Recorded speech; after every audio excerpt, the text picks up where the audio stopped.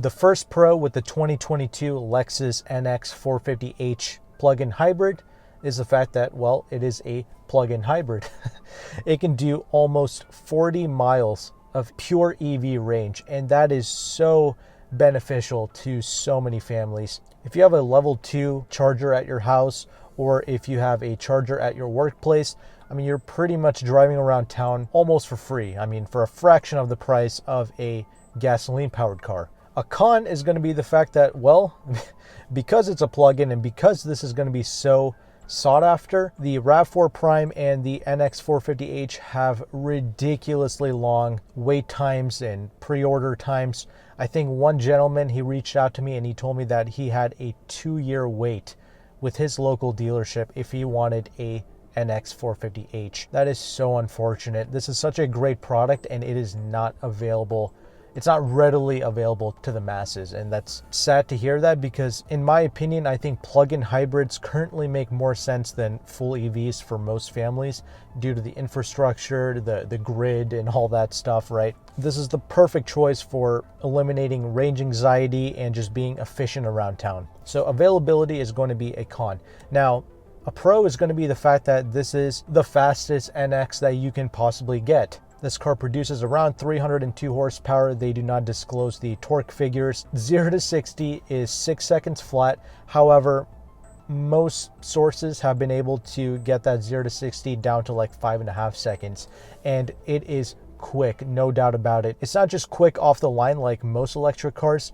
This keeps pulling in the top end, and that's what's impressive about this NX 450. So speed and power is not going to be an issue for anyone. Even in the pure EV mode, this car feels genuinely quick off the line. Now, when you're in the pure EV mode on the top end, on the higher end, when you keep flooring it, it will begin to die out a little bit in terms of its speed and power, but it's still very good for everyday driving, no issues. The next pro is going to be with this interior space. We have here an all-new infotainment because we have the fully loaded NX 450, we have the 14-inch display, but even the base model screen is a 9.8-inch screen, and it comes with wireless Apple CarPlay and Android Auto. It's so quick to respond, it's so elegant, it is easy to use, it's ergonomic, it's not far from the driver at all to touch and to interact with, and even the climate control, even though most of it is implemented into the screen, it is easy to access. I don't have an issue with it accessing the fan speed, the heated and cooled seats. It's all easy to interact with, as well as the heated steering wheel. We also have physical knobs to interact with the temperature of it,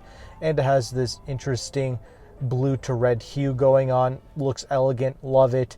We also have physical volume knobs and physical window defrosting buttons. This is pretty much one of the best infotainments that you can possibly get in a new car, for sure, no doubt about it. But one major con with the 450 in particular is the fact that you cannot get the Mark Levinson premium audio system with the 450. This is a $60,000 Lexus NX 450, and when I turned on the audio system, I was like, why does this sound like an absolute and utter tin can?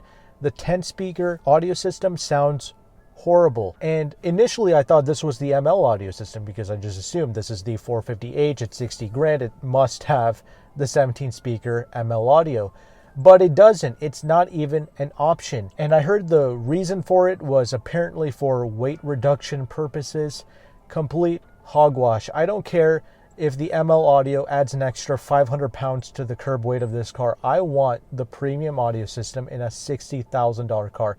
This 10 speaker is not worth it. I kid you not, the JBL audio systems in the RAV4s, I feel like sound better than this. This sounds muddled. The bass is weird. I just do not like this. So for that reason alone, I would actually skip the 450 and just get the 350h. Because at least with that, you can option in the ML audio system. Trust me, if you love your music, you want it, because Mark Levinson is genuinely one of the better audio systems I've listened to in a car. So I would definitely opt for that. And you can't even get the $7,500 EV tax credit anymore because they've changed the laws. The car needs to be built in the United States to take advantage of that EV credit, so you don't even get that savings anymore. In my opinion, the NX 350h has a much lower wait time. It's like 6 months versus a year or two for this NX 450. So I would option in the 350h with the ML audio for around 49 grand. That's what I would get. But another pro is going to be with the handling characteristic of this. Even the previous generation Lexus NX handled great. It was so sure-footed, and that continues here as well. In fact, it's improved even further because they have reduced the center of gravity. They are now using laser peening welding, and they have adopted rigid foams throughout the car. So the torsional rigidity of the chassis has increased. They've retuned the suspension, and this is now the cleanest driving NX, and the handling is now even better. When you take long sweeping turns on a highway, the NX offers great confidence, and because this is the 450h with the battery pack, this is the heaviest model at nearly 4,500 pounds, so naturally with that higher curb weight, we also have better high-speed stability as well. An F-Sport model is also available with adaptive variable suspension, but I really don't think it's necessary because the regular NX cars handle great as is. Another massive pro and improvement compared to the previous generation NX is going to be with the ride quality. I hated the way the old NX used to ride. It would just jostle me around. There was so much unnecessary body movement going on with the old NX. It just made people car sick. Now, with the new NX, they have completely retuned and recalibrated the suspension. It feels much better now. Over certain terrains, you might get that subtle, movement, but it's so undetectable for the most part. They've done a great job with the suspension. It's not even remotely an issue anymore. It is on the firm side for sure. That's what Lexus typically does with their SUV cars, especially for the new ones. They stiffen up the suspension just a tad to give you that better handling characteristic and that reduced body roll motion. And I prefer that. I actually approve of this because it rides fine even with these 20-inch wheels. If you got the other models of the NX, you can get the 18-inch wheels, which can help the car ride a little bit better, but not super necessary. It absorbs the smaller bumps, the larger bumps pretty well. I don't really have much of a complaint with this ride quality. It's non-fatiguing, and that's what's important to me. The refinement, however, is a bit of a con. This is still kind of a louder space to spend time in, despite the double pane glass and some of their refinement upgrades. This is still a louder cabin space compared to the 2022 Lexus RX that I have tested, but this is still quieter than the RAV4 and the previous generation NX, so it's an improvement, but I just figured it could be a bit quieter still, but I suppose they don't want to step on the RX's toes. Another pro is going to be with the comfort of these seats. These are extremely comfortable, plenty of lumbar support, and once again, they're great on a longer trip. One con for most people is going to be with the door handles because we now have electric doors on the NX. Honestly, it never really bugged me, but it's apparently bugging a lot of other people. Just so you know, you have to push this button to open the door, and you also have a button on the outside door handle as well. You have to press that to open the door, so there's that. Again, I don't really care. But another pro is going to be the fact that pretty much all the safety features are standard with the NX. You have the Lexus Safety Suite 3.0 Plus. It includes the blind spot monitoring, the rear cross traffic alert, the semi-autonomous driving functions, which also work extremely well. The car keeps in its lane perfectly. Even when you go over a bump on the highway, it adjusts for that, and on the long sweeping turns, it'll also compensate with that as well. So the safety features are great. It's also a very safe car in terms of a crash test because this is an IIHS top safety pick. That's great to see as well. Another pro is going to be the fact that we have so much space in the interior. This pretty much rivals the 2022 RX. I have plenty of legroom. It's not a completely flat load space in the rear, but you could see 5 people in here because there's not a massive transmission tunnel, if you will.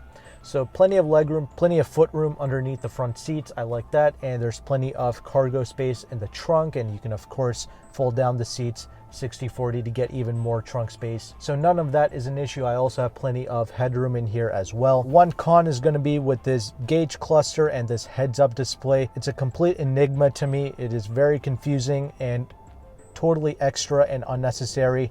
I don't like that one bit. I like the infotainment. I don't like what they've done with the heads-up display. They tried to make this non-distracting, but it's caused even more distractions in my daily drive. Another pro is going to be with this seating position. I can literally see out of this car, and the vehicle genuinely sits up a little bit higher. You actually have a nice commanding view of the road. Call me crazy, but I feel like this car sits up a little bit higher than even the 2022 RX.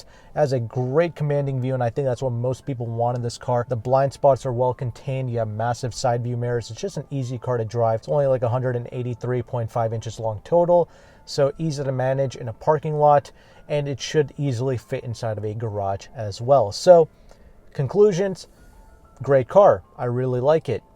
I can now finally recommend this to most people, and if you are interested in purchasing this car, I have partnered up with AutoCompanion. They are offering 2.5% off MSRP on a NX250 or an NX350 non-hybrid model. If you want the NX350H, there's about a 6-month wait, and I'm assuming you have to buy that at MSRP, and the 450H obviously has an even longer wait period as well, and that's probably also going to be sold at MSRP. No discounts there. If you want to take advantage of the regular 350 or the 250 discounts, that'll be in the description box. There is a broker fee associated with this. It's around $500, but if you sign up with my link, you can take $50 off of that broker fee. They're located in the Washington, D.C. area, so you will have to ship the car if you are not local to Washington, D.C., which is going to be an additional cost that you're going to have to deal with if you are going to be shipping it and not picking it up yourself. You can also buy other Lexus models like the RX. They're currently offering 6% off MSRP on the Lexus RX, and if you lease it, you get like an extra $1,500